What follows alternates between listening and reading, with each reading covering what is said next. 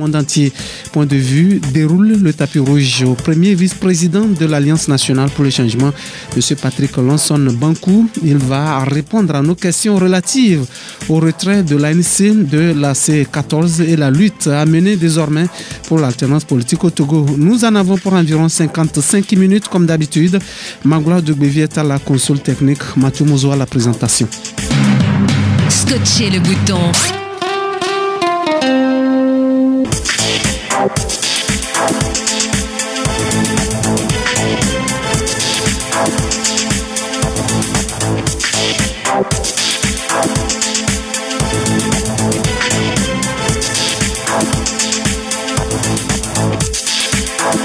Point de vue. Bien, voilà, comme je l'ai annoncé, notre invité en studio avec nous, M. Patrick Lansson Bankou, le premier vice-président de l'Alliance nationale pour le changement. C'est l'invité de Point de vue ce jour. M. Patrick Lansson, soyez le bienvenu. Merci. Bonjour. Bonjour. Merci d'être avec nous ce matin. Merci surtout de nous consacrer votre temps. On va démarrer directement cette émission le vendredi 22 mars 2019 à travers un communiqué signé de vous-même. L'Alliance nationale pour le changement a annoncé son retrait avec effet immédiat de la coalition des 14 partis politiques de l'opposition. C'est vrai que vous avez donné quelques raisons dans ce communiqué, mais aujourd'hui, de vive voix, dites-nous, M. Patrick Lansson, qu'est-ce qui vous a fait partir de la C14? Merci beaucoup. Je viens de vous expliquer les quelques minutes de retard. Tout à fait. Indépendante de ma volonté. Tout à fait. Vous savez, l'ANC a décidé de reprendre sa liberté d'analyse et de se remettre au travail après une vie en coalition qui a fini par ressembler à du surplace au nom de la cohésion. En réalité, il est arrivé un moment où la seule chose qu'on nous demandait, c'est d'être ensemble. Être ensemble pour faire quoi? On ne nous le demandait plus. C'est comme si l'objectif que nous avons d'être ensemble est la cohésion. Pour nous, c'est plutôt la mobilisation pour l'obtention des réformes. C'est dans ces conditions que nous avons travaillé ensemble, les 14 partis. La cohésion étant devenue l'objectif à atteindre, personne ne peut imaginer que cela, quelle énergie cela nous a demandé, des efforts, des renoncements, 18 mois durant. Qu'il y ait eu des manquements de notre part et de la part des autres, c'est sûr, c'est pas facile. Des incompréhensions, certainement, mais aussi des actes de provocation en interne, des actes contre-productifs. Comment pouvez-vous comprendre que un regroupement sur lequel compte tout un peuple pour l'avènement du changement dans les institutions, dans la façon de faire la politique, dans la façon de compétir, que on puisse inviter les populations qui sont notre seule arme. Par exemple, pour une manifestation, nous sommes tous d'accord. Le lendemain, on se rend compte que on remet tout cela en cause. Quand c'est une fois, c'est compréhensible. Mais quand ça se répète chaque fois, nous nous disons que nous pilons de l'eau et nous risquons de décevoir profondément le peuple. La faute vient de qui? De nous tous. De nous, les 14 partis politiques, de nos mandants qui nous demandaient seulement d'être ensemble, la cohésion, sans plus être sévère avec nous pour l'obtention des résultats. Nous sommes allés dans la rue pour faire quoi? Pas pour des alliances électorales, mais bien pour des transformations importantes dans la Constitution, dans les institutions, dans la loi électorale. De tout cela, qu'est-ce que nous avons eu? Rien. D'accord. On va parler de cela, mais permettez-nous de vous poser quelques questions. Vous avez parlé de mobilisation. Oui, vous en avez mobilisé, mais ça donnait quoi? Parce que vous dites que vous avez pris votre indépendance désormais pour vous mobiliser. Mais il y a eu mobilisation au sein de la C14. Mais s'il y a eu mobilisation, la mobilisation doit être constante et continue. Elle doit atteindre chaque fois des objectifs et évoluer.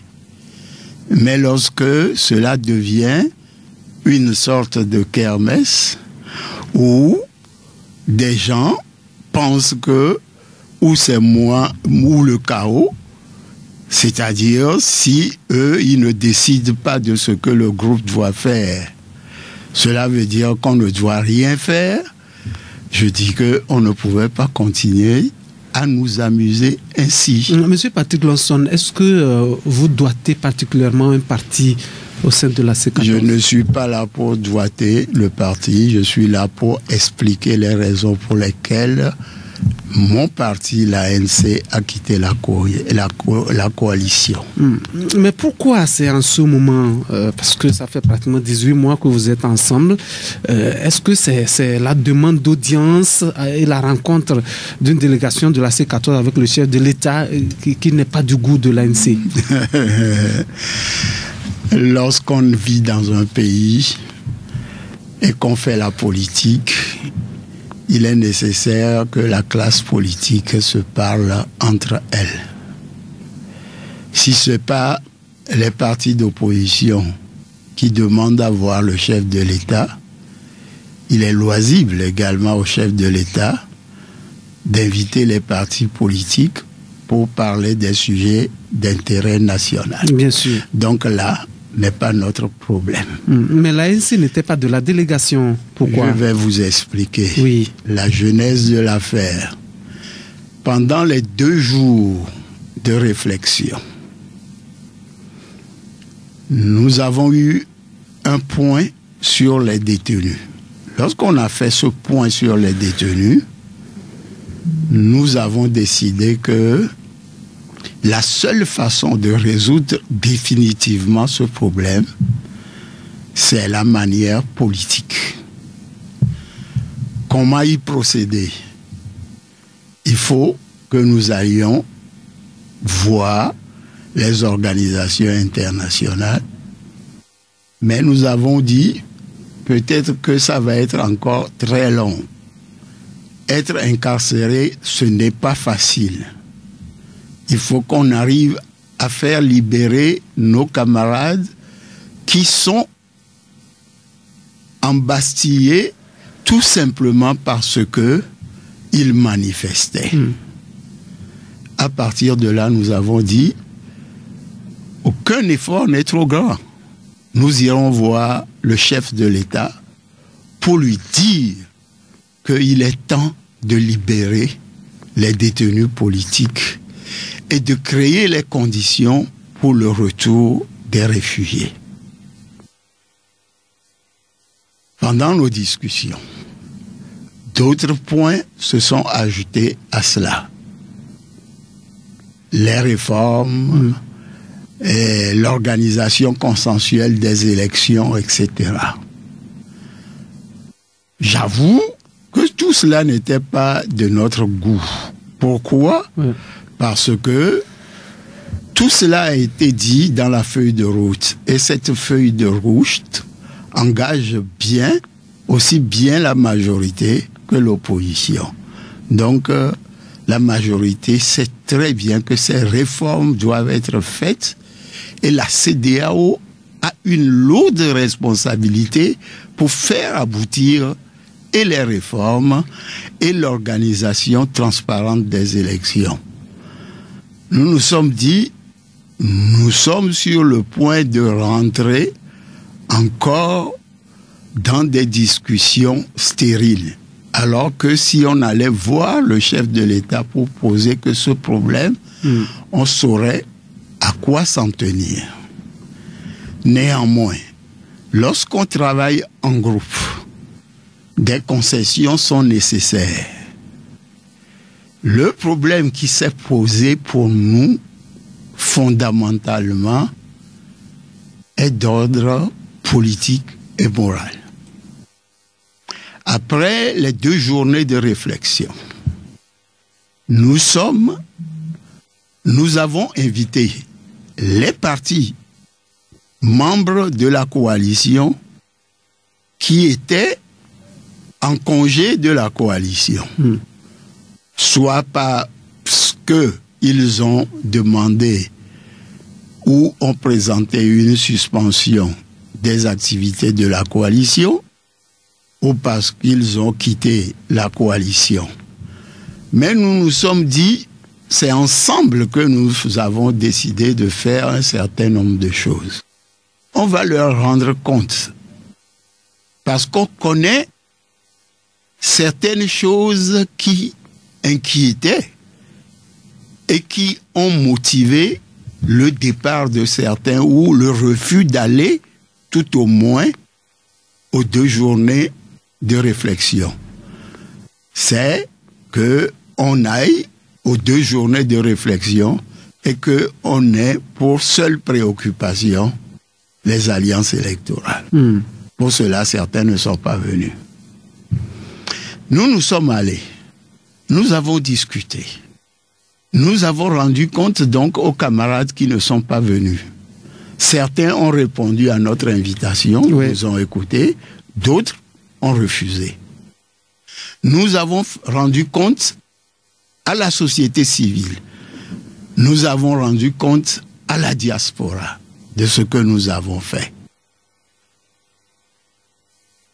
Il reste maintenant 2 entités à qui on doit parler. Ou une entité principale, surtout dans ce domaine, il s'agit bien du peuple. C'est notre mandat. Alors nous avons dit, mais il est inopportun d'aller voir le chef de l'État avant, sans qu'on ait fait un compte rendu à nos populations. Très simple. C'est pour eux que nous faisons tout ce que nous faisons. On ne s'est pas compris, mais nous avons dit, nous sommes en groupe. Cela ne pose aucun problème. Nous restons solidaires de ce que vous allez faire. Allez voir le chef de l'État. On a mené une discussion. On a insisté pour qu'on soit dans la délégation. On a dit, nous, ce point est important pour nous. C'est-à-dire aller voir le peuple d'abord. Il faut voir le peuple d'abord, avant d'aller voir le chef de l'État. Mais si vous voulez aller voir le chef de l'État pour poser les problèmes avant, nous ne trouvons pas d'inconvénient. Nous vous soutenons. En partant, presque tout le monde a donné l'impression qu'ils adhèrent à ce que nous avons dit ou étaient mécontents de ce que nous avons dit. Mais la conséquence, c'est que nous n'irons pas voir le chef de l'État donc dans ces conditions. Cette position était même à peu près celle du parti des Togolais. Sauf que de leur part, c'est une désolidarisation. Alors, le lendemain matin, le jour de cette rencontre, les collègues se sont réunis et ont décidé d'y aller. Ils sont allés.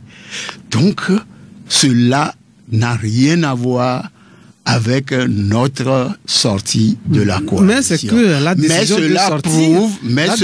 de sortir, c'est comme si c'était relatif à cela, parce que le moment... Mais cela prouve que ce que nous appelons les divergences grandissantes entre notre vision de la lutte de libération et les options inexplicables se trouvent là. C'est tout. Mais ce n'est pas ça. D'accord. On aurait pu l'intégrer, mais je ne veux pas être malhonnête en disant que c'est pour ça que nous sommes sortis. On a compris les raisons maintenant, mais est-ce que, à vous entendre parler, en tout cas, dès le début, on a comme impression que vous êtes déçu aussi de l'échec de la coalition dans sa lutte pour l'alternance depuis 18 mois.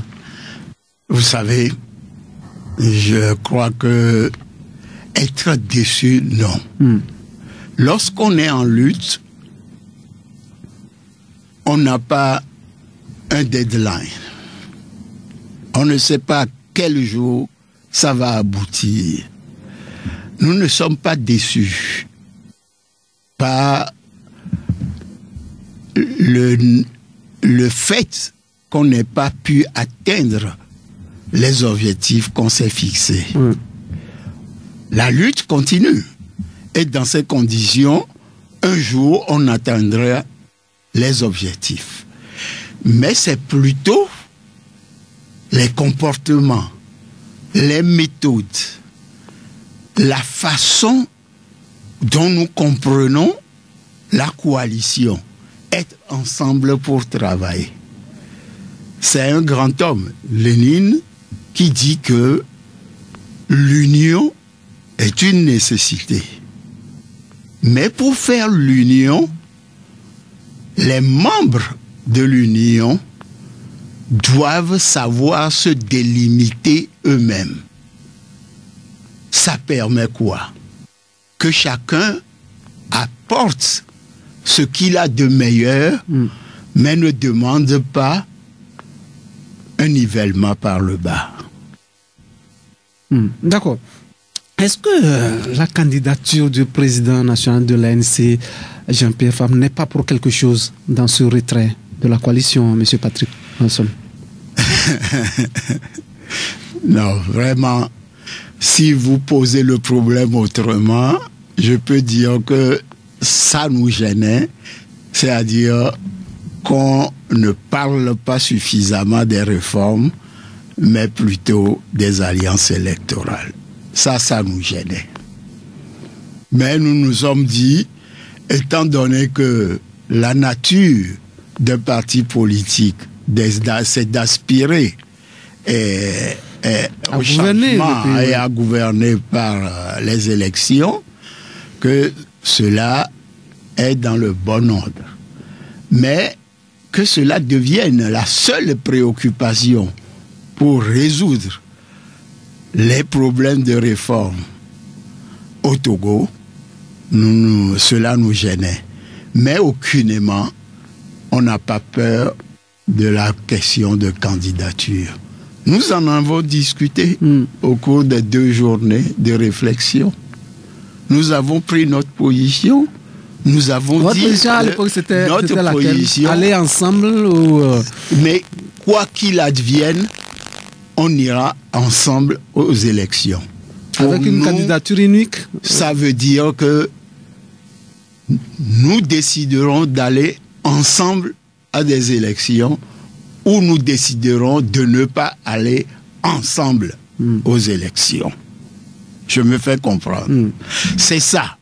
La deuxième chose que nous entendons par là, c'est que aller aux élections si les conditions sont bonnes.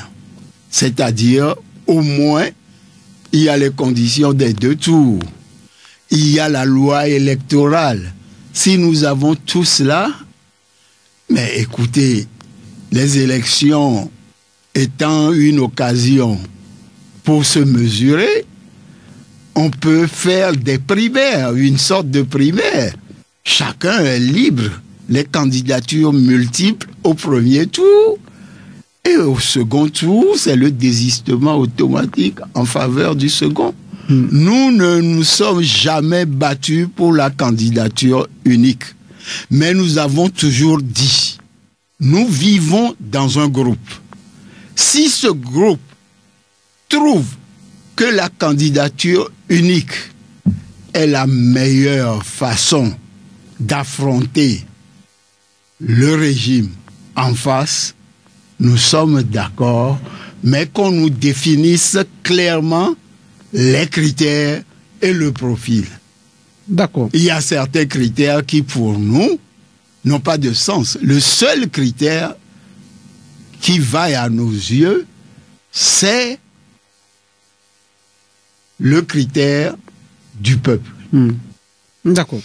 Pour le reste, c'est des considérations qui ne nous regardent pas. D'accord.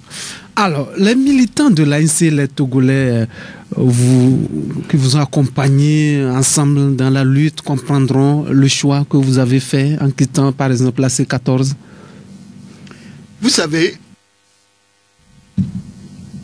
je me permets de vous appeler Mathieu. Allez-y, il n'y a pas de problème. Mathieu, ça fait longtemps que je viens avec vous.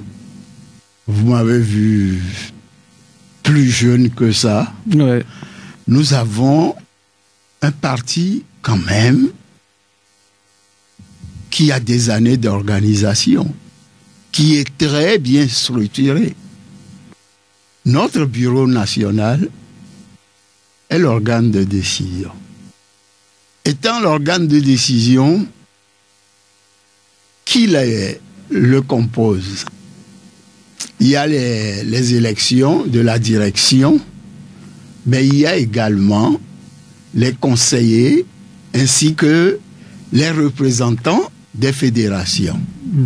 À l'intérieur du bureau national, on trouve, bien sûr, des présidents fédéraux, des coordinateurs fédéraux, des représentants des fédérations. Lorsque l'organe stratégique, si je puis abuser du terme parce que ça n'existe pas en tant que tel, mais le président national, quand des problèmes de fond se posent, peut convoquer le conseil exécutif ou certains membres du conseil exécutif pour leur soumettre le problème et prendre une décision. C'est ce qui s'est passé. Monsieur Jean-Pierre Fabre, qui respecte scrupuleusement les statuts de notre parti, a convoqué le conseil exécutif d'une façon plus restrictive. Et on a posé le problème. En fait, je vais trahir un secret. Nous avons exercé une pression sur le président national pour qu'il convoque cette instance, pour qu'on puisse discuter de la situation de la coalition. Parce qu'on connaît bien sa position. Jean-Pierre Fabre ne voulait pas qu'on quitte la coalition, quoi qu'il advienne. Il en avait gros sur le cœur, sur ce qui s'y passait. On n'arrivait plus à manifester. On organise une manifestation aujourd'hui, demain, on l'annule. Le plus marquant qui nous a amené à l'obliger à convoquer cette instance, c'est finalement la manifestation du 26 janvier. Comment ça s'est passé? Après, on va aller un peu rapidement parce qu'il y a beaucoup de questions. Après les élections législatives, nous assumons que nous avons appelé au boycott. Nous assumons et nous félicitons les populations d'avoir suivi notre mot d'ordre. Après cela, on a dit il faut que maintenant on revoie la population pour leur parler et voir comment on peut envisager la suite. On est convenu d'un meeting, tout à fait, et d'une marche pour le 12 janvier. Ça a été reporté. On était tous d'accord. Le lendemain, des voix se sont encore élevées pour dire que ils ne veulent pas manifester dans tel quartier, c'est dans un autre. On cède. On dit, on va manifester dans le quartier que vous avez choisi. On choisit ce quartier. Le surlendemain, ils nous disent il n'y aura pas de manifestation parce que ils ne peuvent pas manifester en ce moment dans ce quartier-là. On a été obligé, après des débats stériles, de reporter une fois encore cela. Mais comment est-ce qu'on peut utiliser une population comme ça? Et le résultat ne s'est pas fait attendre. Une petite 26, obligation, oui. On a échoué. Une petite obligation, on va marquer une pause, c'est pour quelques secondes et puis on revient. Zéphyr. Point de vue.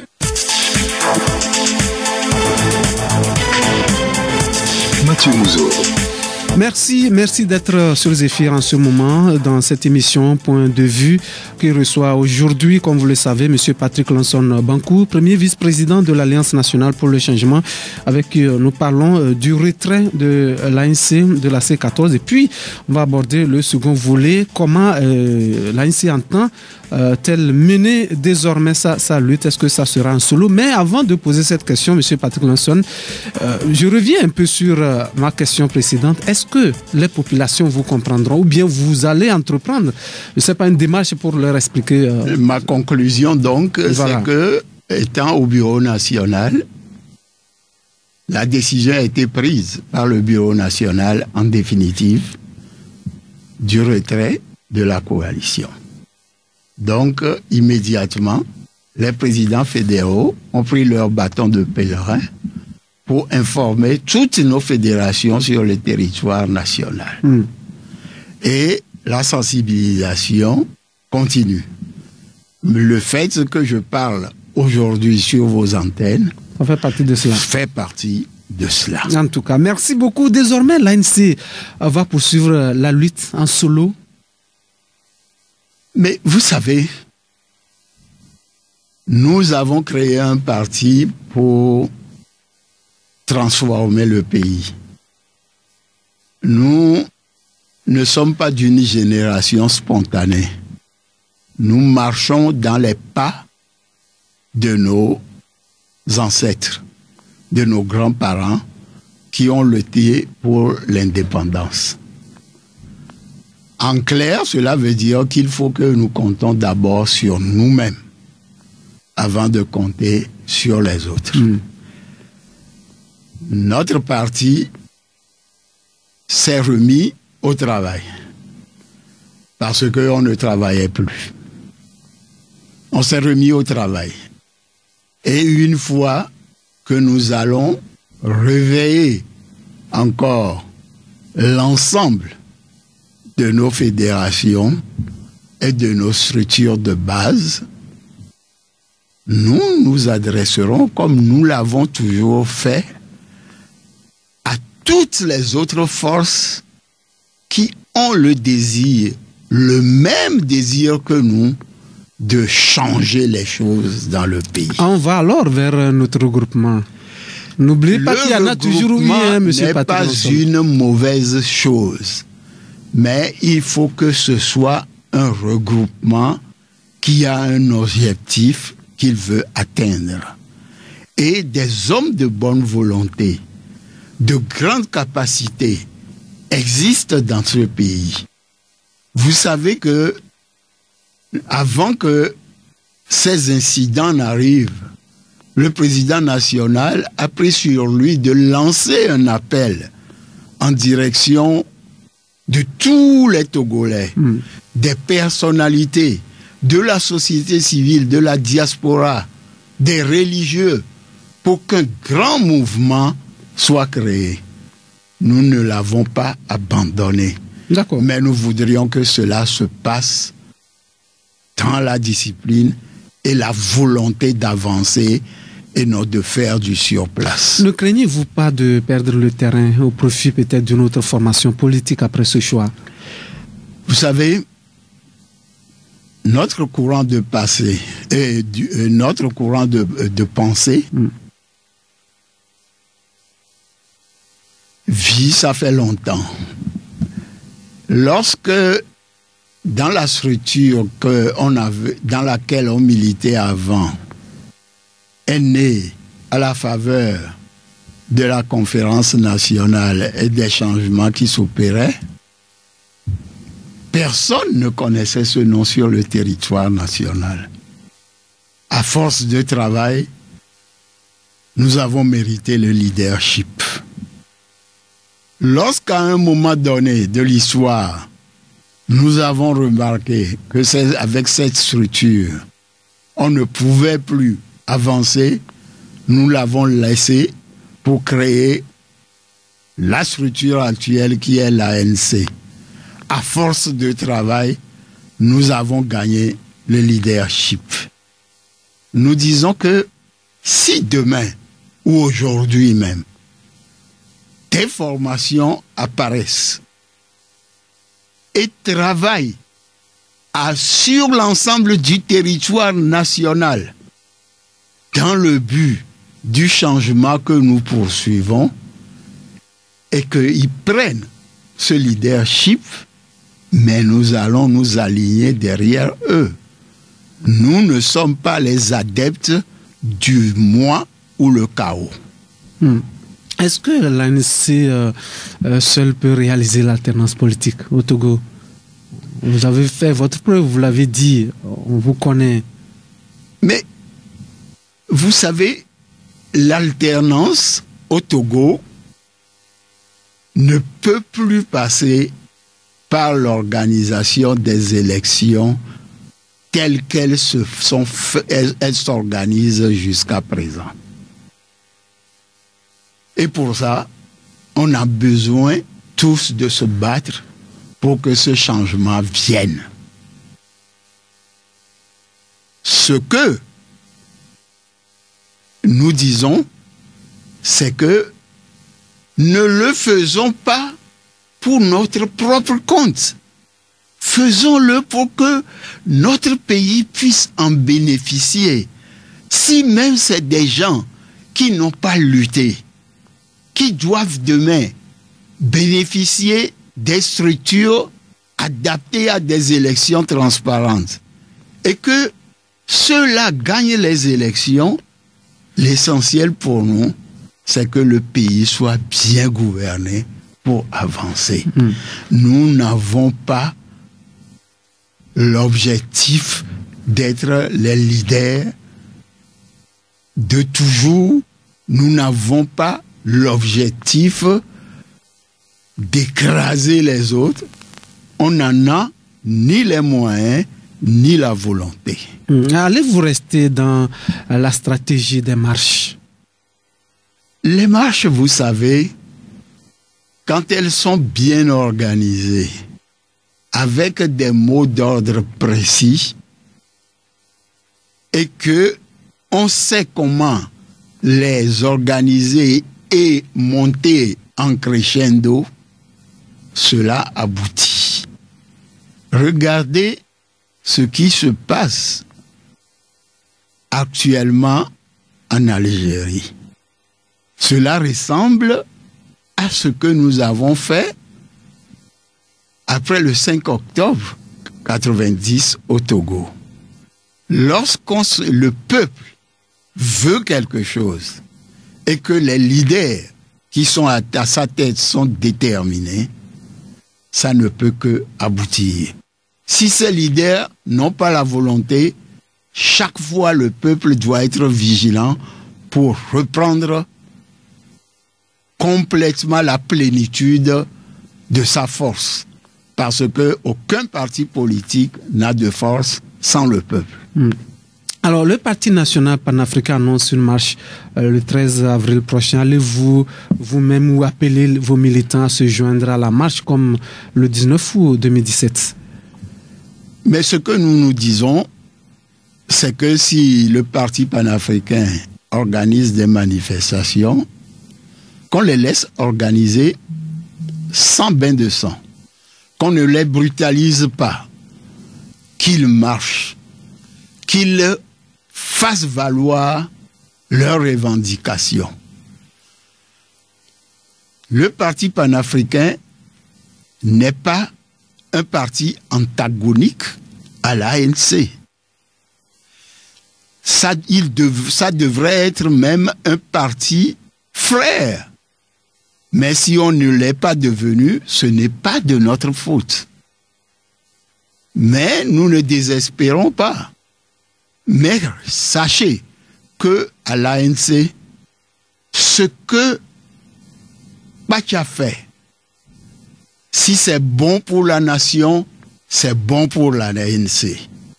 Ce que Kofi fait, si c'est bon pour la nation, c'est bon pour l'ANC. Mais est-ce que vous allez les soutenir? Est-ce que vous allez les soutenir vous-même ou appeler vos militants à se joindre à cette marche? Mais puisque nous étions ensemble à la coalition, et c'était justement pour pouvoir faire les manifestations ensemble. Mais je crois que le PNP se ressource peut-être pour mieux faire également chemin ensemble avec les autres. Mais pour le moment, je crois que le PNP, son option est la démonstration de force. Tant mieux, si c'est dans l'intérêt de nos populations. Ça ne nous gêne pas. L'ANC a pris son indépendance vis-à-vis de la coalition. Elle sera aux différents rendez-vous électoraux à venir. Vous savez, nous avons été à des élections seuls ou dans des regroupements. Nous avons eu des résultats en voix qui sont très honorables. Mais en nombre de députés, souvent, compte tenu du système et de la façon dont les élections sont organisées, nous n'avons jamais pu avoir la majorité avec laquelle on peut transformer les choses. Notre objectif aujourd'hui, c'est de nous donner les moyens pour cette transformation, c'est-à-dire créer les conditions des réformes. Une fois que les réformes sont faites, nous irons aux élections. Ceci dit, étant donné que tout parti politique est créé et aspire au changement et à l'alternance, nous nous organisons chaque fois qu'il y a des échéances pour les élections, dans l'attente d'avoir de meilleures conditions de participation. Mais que cela soit clair, désormais, si les conditions sont exécrables, nous ne nous donnerons plus à ce jeu de faire valoir. Voilà ce que je voudrais dire. Alors, comment votre parti veut-il mener la lutte pour l'obtention des réformes si jusque-là elles ne sont pas faites? Vous parlez de conditions, créer des conditions. Comment ça va se faire? Mais vous savez, nous avons une organisation. Lorsque vous faites l'effort de vous souvenir de 98, après l'élection présidentielle, on organisait seul les manifestations dans ce pays. Cela a amené à organiser le dialogue qu'on a eu. Seulement, ce dialogue également a piétiné. On est resté à Lomé, on est allé à Paris, on s'est promené et rien n'est sorti. Mais nous ne nous décourageons pas parce que nos parents, avant de mourir, nous ont dit, lorsque vous luttez, n'ayez jamais l'intention de voir l'aboutissement, mais vous devriez avoir le courage de transmettre également à vos enfants les directives que nous vous avons données avant de partir, celles de vous battre pour changer notre pays. Nous nous battrons pour ces réformes.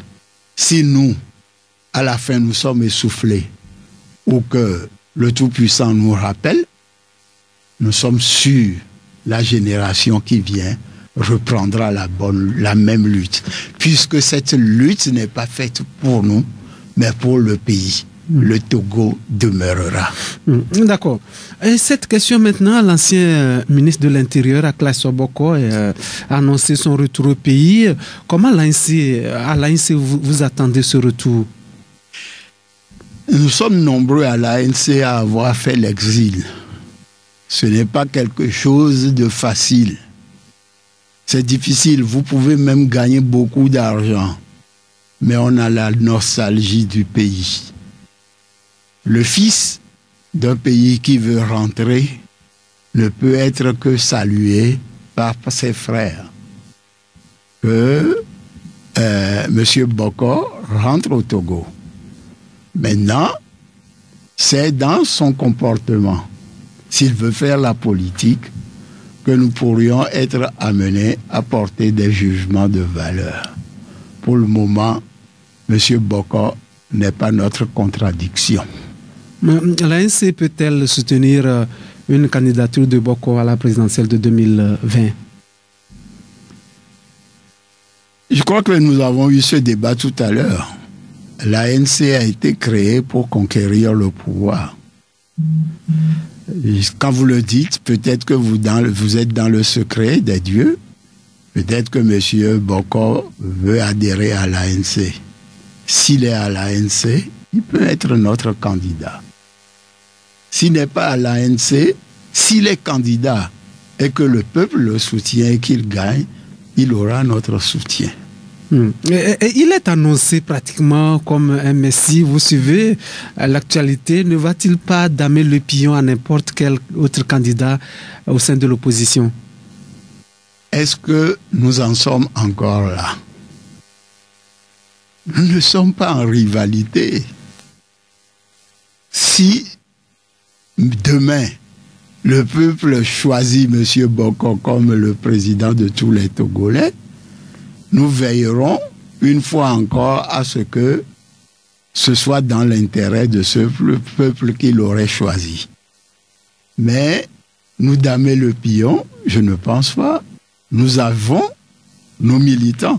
Ça, c'est connu de tout le monde. Nous avons nos militants. Si quelqu'un demande à travailler avec nos militants ou à avoir les voix de nos militants, il sait comment s'y prendre. Donc, personne ne peut nous damer le pion. Nous damer le pion, cela veut dire que il serait facile de prendre nos électeurs. Ça, je ne le crois pas pour le moment. D'accord, les électeurs de l'ANC restent les électeurs de l'ANC. Ça, c'est clair. C'est nous qui leur soit donnerons. Soit vous décidez de dire allez soutenir telle personne. Oui, c'est clair. Parce que c'est une éducation, c'est une confiance réciproque. Mais ces électeurs ne vous ont jamais donné, on va dire, la victoire. Chaque fois, ils nous ont donné la victoire. Que ce soit au temps de Gilchrist Olympio, que ce soit au temps de Akitani Bob, que ce soit au temps de Jean-Pierre Favre, nous avons toujours gagné. Mais il se trouve que pour le moment au Togo, quand on gagne, il faut encore prendre les armes pour lutter et pour prendre la victoire. Alors, cette histoire de sous, d'argent qui a circulé au sein de votre groupe, qu'en est-il exactement? On a écouté certaines personnes, aujourd'hui on va vous écouter, surtout au niveau de l'ANC. Non, vous savez, les problèmes d'argent au Togo, les gens raffolent. Les milliards que les gens prennent, c'est tous les jours. On a vieilli avec ça. cela ne nous fait plus rien. On veut salir. Nous ne sommes pas allés voler de l'argent à qui que ce soit. Nous n'avons pas demandé de l'argent à qui que ce soit, encore que cette lutte que nous menons, si quelqu'un, une bonne volonté, nous donnait par exemple 500 millions 2 fois, c'est-à-dire 1 milliard, nous donnons 2 semaines pour terminer cette lutte. Cette lutte, c'est un problème de ressources humaines, mais c'est également un problème d'argent. Donc les gens, qu'ils cessent de salir des gens qui se sont sacrifiés, des gens qui ont laissé leur travail pour mener cette lutte. Et là, je parle des 14. Je n'en sors pas un seul, même si nous avons eu des problèmes avec certains d'entre eux. Ils ont fait des sacrifices énormes, des jours, des nuits, et qu'on vienne les salir avec ces histoires de 30 millions qu'ils n'ont pas demandé et quelqu'un aurait mis sur la table et qu'on a... Vous savez combien coûte une manifestation par jour? Le savez-vous? Quand on organise une manifestation, c'est plus de 10 millions sur l'ensemble du territoire. Mais qu'on vienne nous parler de 30 millions comme si c'est de 30 milliards, qu'on arrête ça. Qu'on arrête ça, ce n'est pas bien. On salit les gens. Dieu regarde chacun de nous. Qu'on ne croit pas que parce qu'on est en politique, parce qu'on est caché dans une pièce, on peut dire n'importe quoi des gens. Il faut que ça cesse. Ça, je le dis fortement. D'accord, vivement on vous a compris aujourd'hui sur cette question, mais je reviens un peu sur tout ce qui s'est passé, qui a amené l'ANC à quitter la coalition. Est-ce que vous ne pouviez pas gérer ça entre vous? Parce que vous êtes comme une locomotive au sein de la coalition, vous étiez comme une locomotive. Oui, Mathieu, là, vous touchez du doigt quelque chose qui préoccupe Jean-Pierre Fabre. Je vous ai dit tout à l'heure qu'il n'a jamais voulu qu'on sorte de la coalition. Mais prenez-le ainsi, nous sommes sortis, c'est pour nous préparer pour mieux rebondir. Nous rebondirons avec tous ceux qui sont de bonne foi et qui restent motivés pour le changement au Togo. La coalition a existé. Avant la coalition, d'autres regroupements ont existé. Tout à fait. Il en existera encore. Mais le plus important, c'est qu'on puisse se battre et que le peuple ne nous demande pas seulement rester ensemble. La cohésion, c'est l'objectif. Non. La cohésion, c'est pour mobiliser et changer notre pays. Si cela n'est pas le cas, il faut avoir le courage de le dire haut et fort. C'est ce que nous avons fait pour pouvoir informer le peuple. Mais nous demeurons les grands serviteurs de notre population. On va conclure, M. Patrick Lonson, pour terminer en quelques secondes. Vivre à 14 a été une aventure extraordinaire. Regardez ce qui arrive dans les couples. C'est le mérite des 14 partis d'avoir fait abstraction de leur identité pour travailler ensemble. C'était ça, cet aspect positif que je préfère retenir de cette formidable aventure collective. Maintenant, s'ouvre une nouvelle ère de la lutte pour l'alternance. Nous avons besoin donc de reprendre toutes nos énergies, nous réorganiser seuls d'abord et nous ouvrir aux forces qui veulent, comme nous, avancer, changer les choses au Togo et non seulement viser des alliances électorales. Merci beaucoup, Monsieur Patrick Lanson Bankou. Vous êtes le premier vice-président de l'Alliance nationale pour le changement. Merci d'être venu dans cette émission. C'est moi qui remercie la radio Zéphyr qui nous aide tous, qu'on soit de l'opposition ou de la majorité, pour nous faire entendre sur l'ensemble du territoire. Merci beaucoup. Et je te remercie. Là, je te tutoie. C'est moi qui vous remercie. Particulièrement. C'est moi qui vous remercie. Merci encore une fois pour votre fidélité à cette émission qui se referme ici pour aujourd'hui. Sincère merci à notre invité. Vendredi, nous ferons venir ici un autre acteur politique. Magloire de Bévy était à la console technique. Moi, mon nom, c'est Mathieu Mozo. Vous avez suivi cette émission sur la 92.3 dans la région maritime, sur la 95.5 dans les régions centrales et de la Cara, sur le www.zephyr.tg à travers le monde entier. Au revoir. C'était Point de vue avec Mathieu Mouzot.